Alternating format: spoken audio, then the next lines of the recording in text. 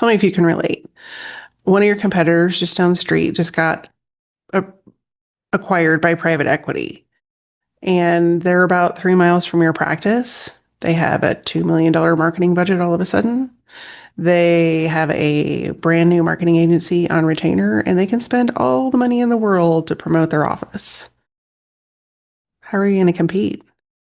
If this is you and you're feeling the pinch of all of the competitors around you being bought up by private equity and having endless budgets to spend on marketing and ads and SEO and all of the different things, and you're feeling like, how are we ever going to beat them?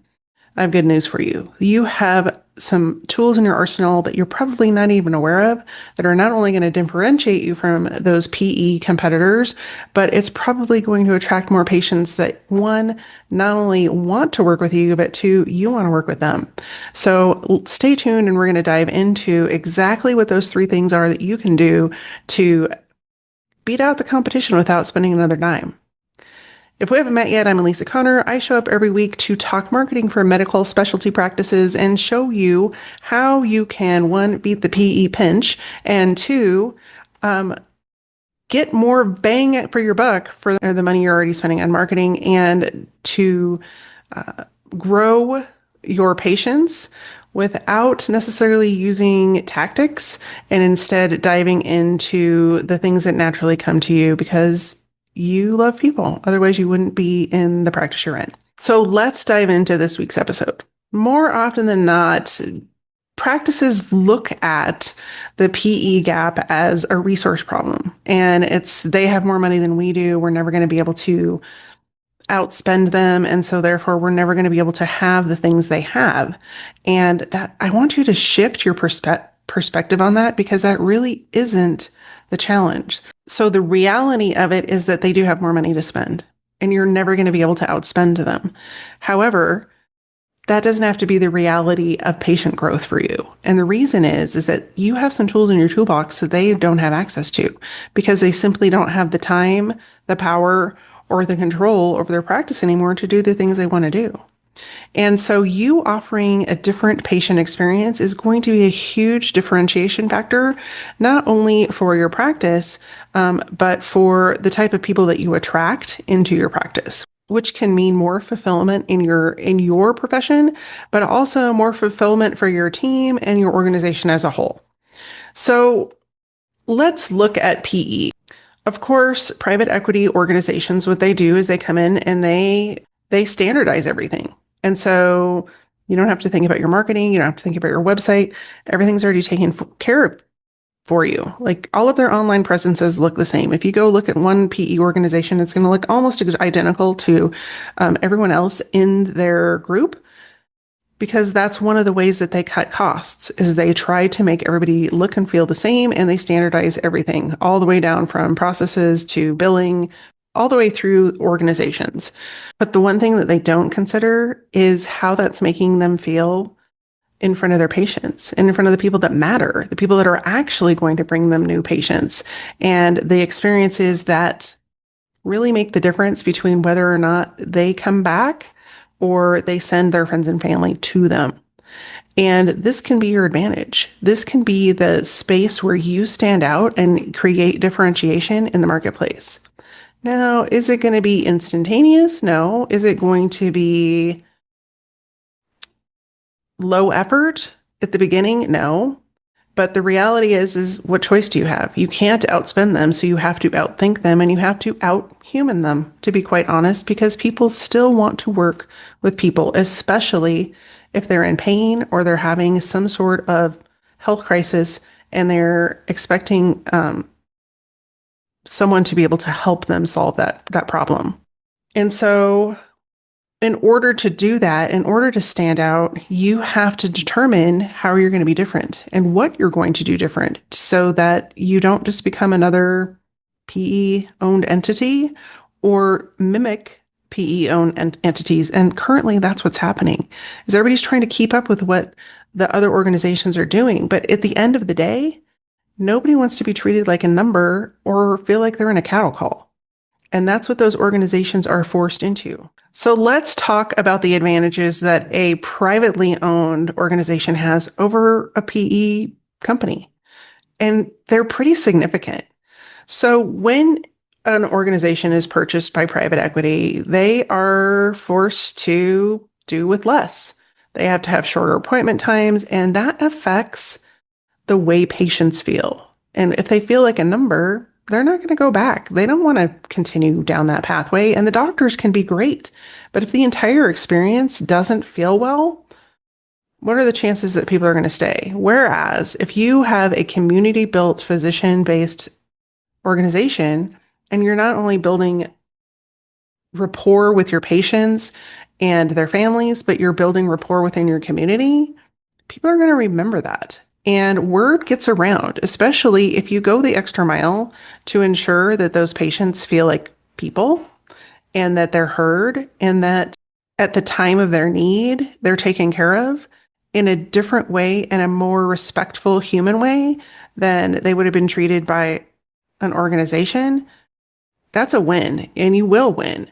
And it's much easier to control that experience and make changes to that experience when the organization isn't owned by a corporation, which leads us to number two, which as a privately owned organization, you have the agility to make changes. You have the ability to go in and say, oh, this isn't working. Let's shift it.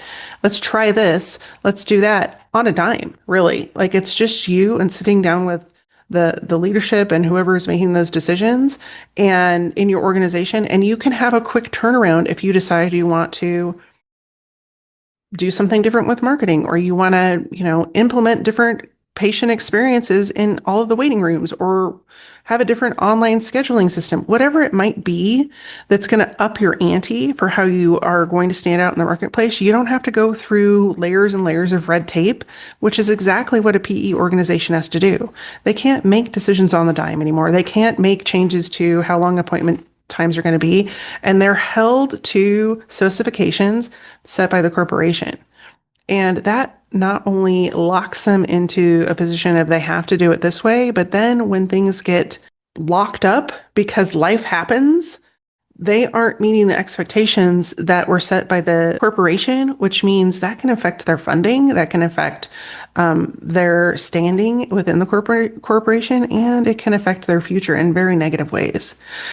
Making sure that you tap into the agility of your organization to make changes for patient care, for the way patients are treated, for scheduling, for if there's a hiccup in the system, that is an advantage. And if you plug into that advantage and you really dial into what your patients are asking for and problems that don't typically get solved right away, that you can create a long-term solution for and then implement it slowly over time, that's going to be a win as well. And then the third advantage is having community roots. And most organizations that are physician owned have been around for years. They've been founded within the organization and they're integral part of the community.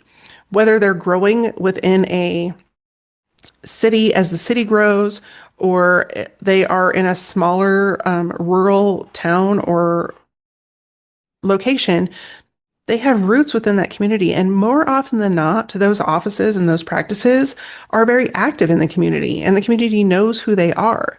This isn't something that typically PE organizations can do unless those reputations already existed, but you have to maintain your reputation.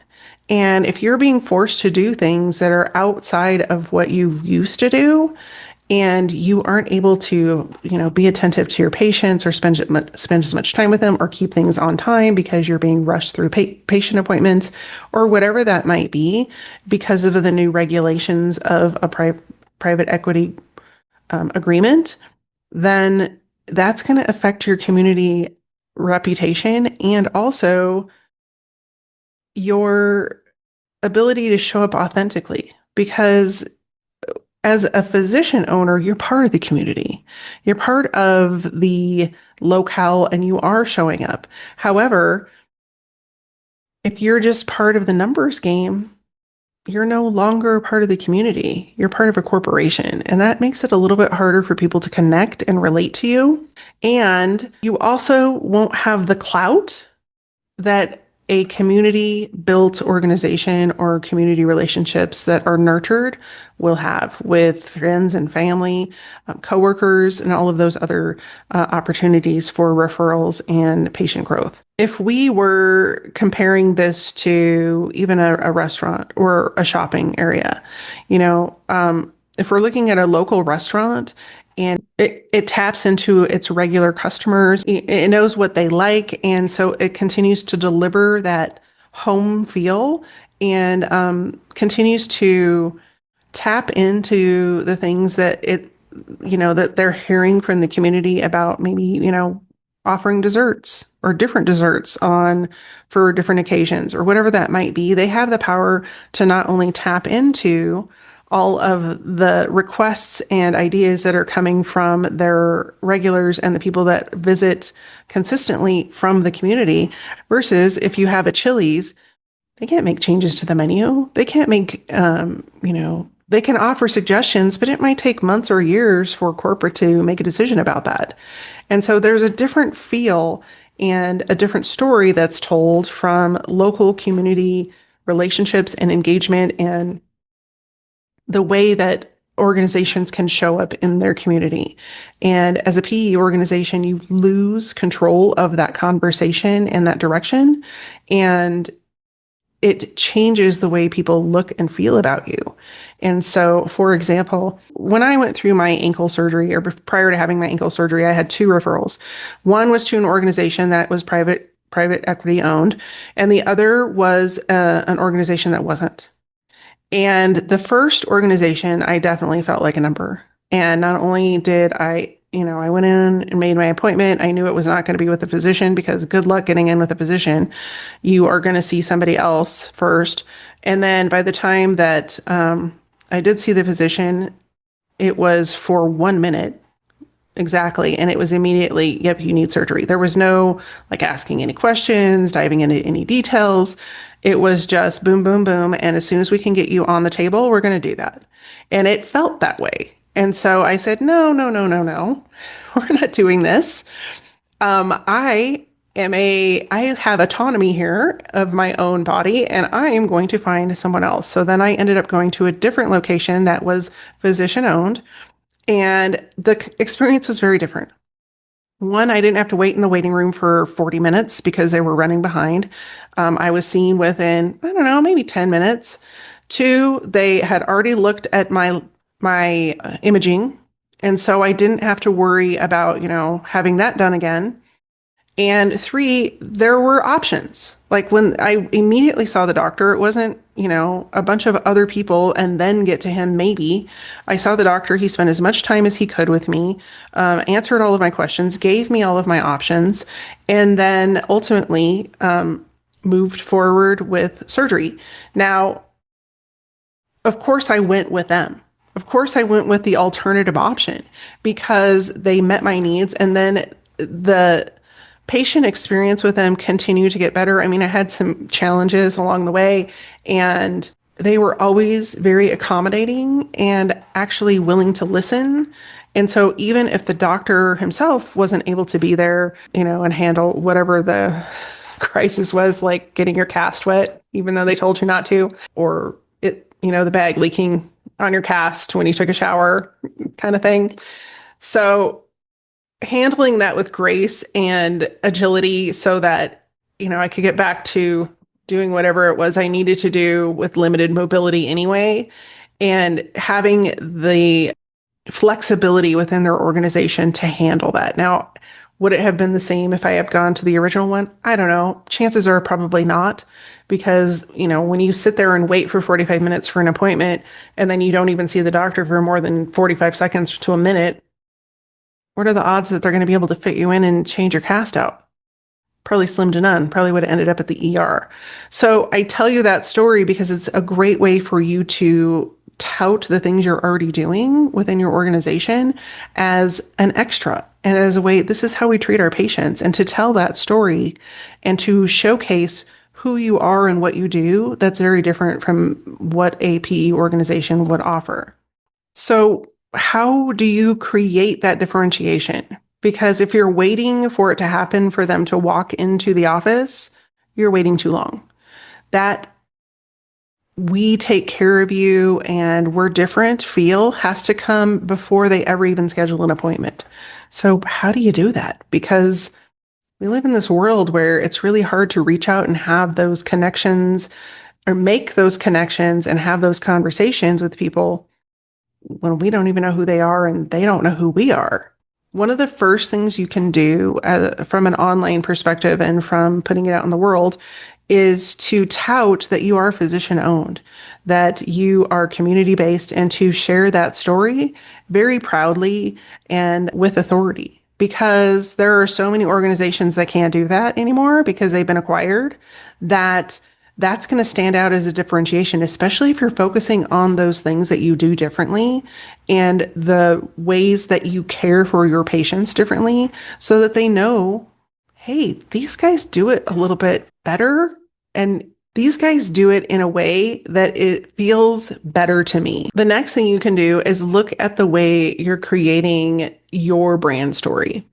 And yeah, you can have an about us page, but at the end of the day, most people don't read an about us page. They want to know about their doctor. They want to know how that specific doctor is going to take care of them.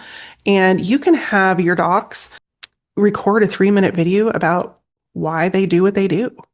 And that is going to go so much further because one, it is natural. It doesn't pick up your phone and record a 3-minute video and tell your story and then put that out there on social media, put that out there on your website and let that be the way you tell your story. Not just, oh, I went to medical school at blah, blah, blah, blah. That everybody has that. Everybody has the pedigree. The difference is, for example, my doctor, one of the reasons that I aligned with him is because he played golf. And I said, I really just want to get back on the golf course. And he's like, I get it. One of the biggest reasons I do this is for people that have challenges with doing the things they want to do, whether that's golf or pickleball or tennis or whatever it is. And he goes, that's one of the reasons I love my job is because I love to get people back out doing the things that they love quicker than almost anyone else. And that is a meaningful story. It can even go deeper than that. It just depends on the doctor and the behind the scenes, but tell more than why they went to medical school and why they show up for work every day. That is a meaningful way to tell the story about your practice. And then the last thing you can do is look at your referral relationships and see how are you working together with your partners to really amplify and nurture those relationships.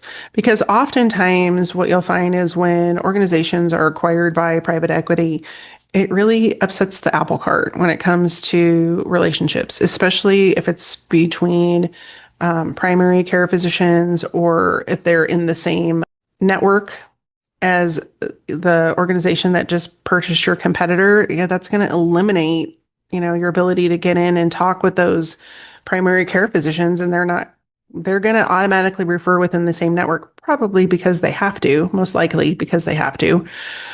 And so you have to think about your referral partners. And one, you have to think outside the box a little bit from what you've always been doing and what you've always done to something new. But then two, you need to nurture those relationships. I have a friend that has worked in partnerships her whole career in a different industry. And she said, one of the things that most people will do to nurture a relationship is bring in lunch. And it's like, but if you're in a medical office, lunchtime is almost impossible. Like you don't have time to sit down and have lunch because you are constantly on the go and you're dealing with crises and emergencies and people that shift their schedules and delays and all of those sorts of things. So lunch is not a great way to nurture a relationship. And so think outside the box. Like, what are things that you could do together with your partners that you can create not only visibility for your organization, but visibility for their organization, but also that nurtures those relationships. And it could be something completely out of the box. Like you have Top Golf night. I don't know, go out and do something fun together, go roller skating, whatever it might be that is so out of the box that people are going to create memories and they're going to have conversations that are going to start to deepen and lengthen those relationships. And then you can also look at ways that you are collaborating and start to promote those things, whether it's case studies or patient education events that you have that you're hosting a patient education event and you invite your partners in to present with you, or just genuine acknowledgement of the referral relationship. Maybe you reward your referral partners in a different way, or you figure out a co-reward for not only the referral patient or the person, that's coming to your practice, but also for the person that sent them. Those are three ways you can stand out in a position type of factor. Now, the other item that I want to talk about is reframing your budget, because you only have a certain budget that you're going to be able to spend on marketing. And so you don't necessarily have to spend more. You have to think about the way you're spending it. And a lot of times what I see with organizations is they're just mimicking what the other person does or what some marketing guru told them to do. And in the end of the day, they're spending marketing dollars that they can't track to an actual patient or somebody getting on their calendar. They can't track who the ads are actually getting in front of, and if it's their ideal patient or not. And some of these things can't be tracked, but a lot of them can. And so you want to come up with a system that is intentionally tracking the dollars and the activities that you're spending your budget on. Because if you're spending a bunch of money, for example, on advertising and it isn't actually filling the calendar for your physicians, that's not working. I don't care what your agency tells you. I don't care how many numbers they throw in front of you about clicks and impressions and all of those sorts of things. If the calendars aren't full, the advertising isn't working. And so I'm not saying it can't work. I'm just saying that A plus B does not equal D. At some point, you have to realize that just because you're throwing money into a tactic, that doesn't mean it's actually leading to the results that you want. And so when you are focusing on where to spend your money, you want to talk more about conversion. And that's what we're talking about, is how many of these activities are actually converting people into becoming patients. Instead of, we reached 20,000 people with this ad or with the social media post or whatever. The difference between reach and engagement and conversion are very different things. And even engagement isn't a guarantee that those people are going to become patients. So at the end of the day, you have to measure the number of patients that came through the door. And if you don't have those measurements in place, it's really hard to justify to keep paying for things that aren't delivering results. And so putting tactics aside and instead aligning those tactics to an actual strategy that measures the number of patients that come through the door is a much smarter way to operate. Now, the other thing that isn't really focused on is retention, because a lot of times you wouldn't think in, for example, orthopedics, that you would have a lot of patient retention, but you actually do, because I know so many people that were like, oh, I had one knee replaced, then I had another knee replaced. Well, and now I need a hip replacement.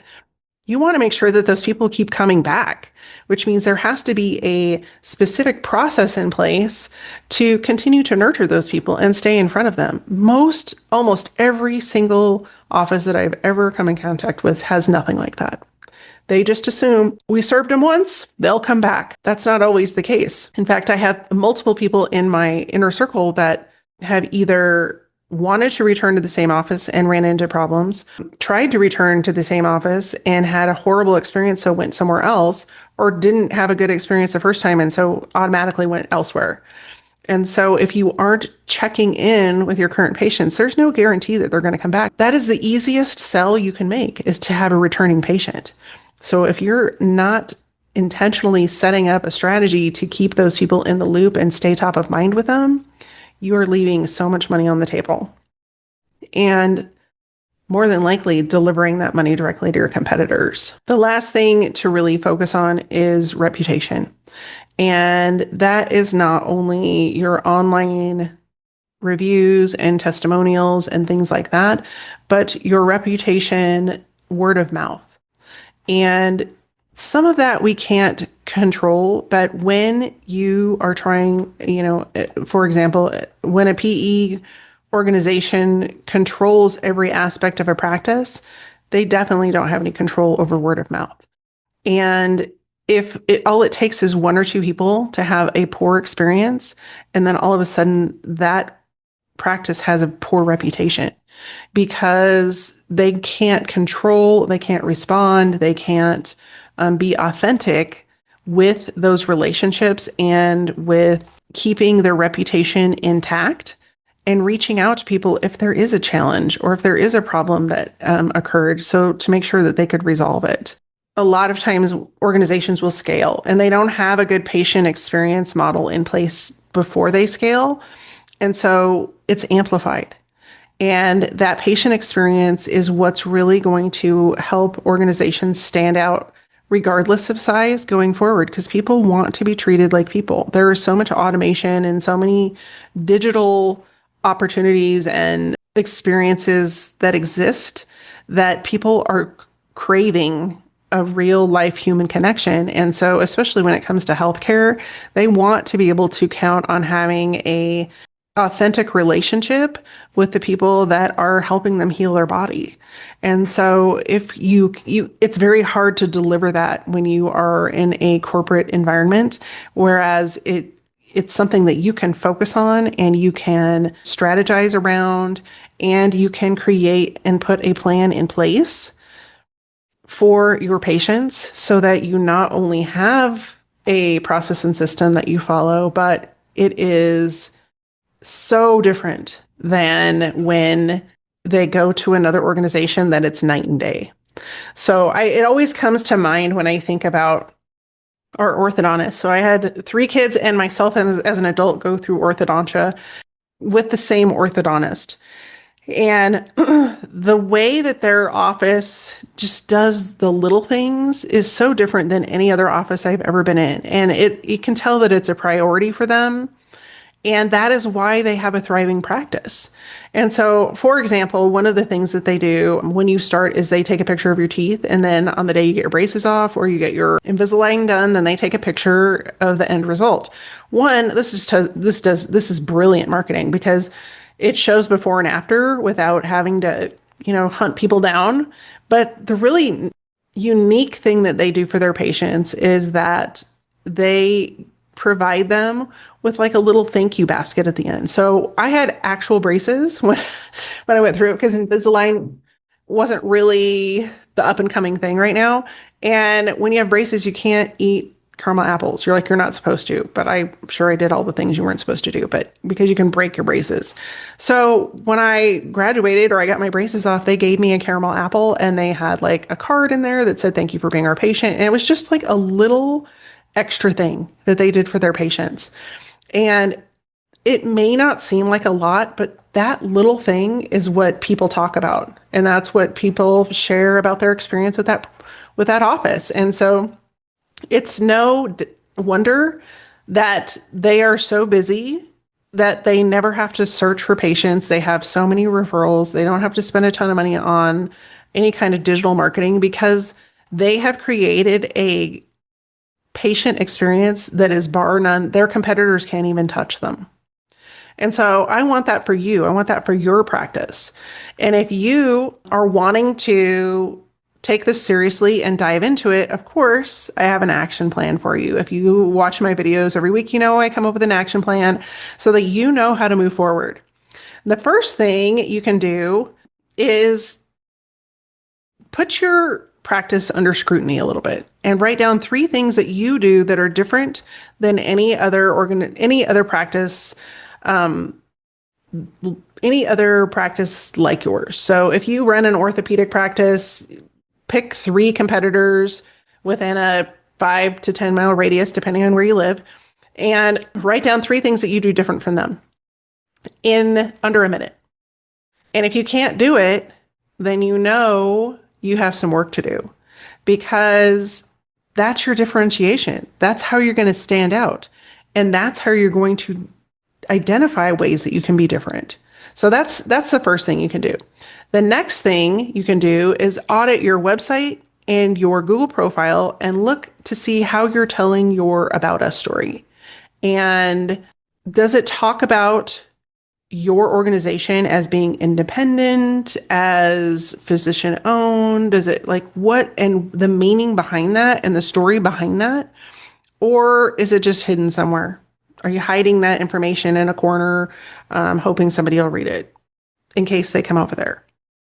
And then how are you going to amplify that story so that potential patients and referral partners can go and say, this is why they're different?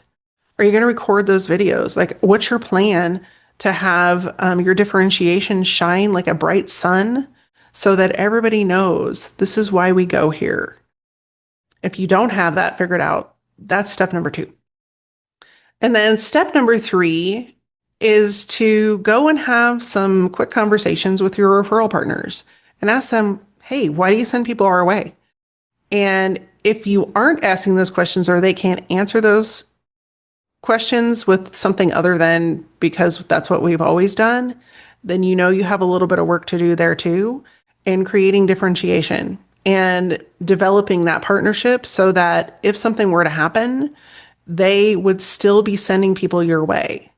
And sometimes it just takes a quick phone call, taking somebody out for coffee, whatever it might be. But developing those partnerships and having a consistent person within your organization that is developing those relationships for you is going to create continuity for those people to know who to call if there's a challenge or if they have questions or if they are looking for outside of the box answers that aren't typical for them. They have a resource to reach out to. And most organizations don't provide that. And you're certainly not going to get a dedicated person if you're in a PE organization. You're going to get whoever may or may not answer the phone.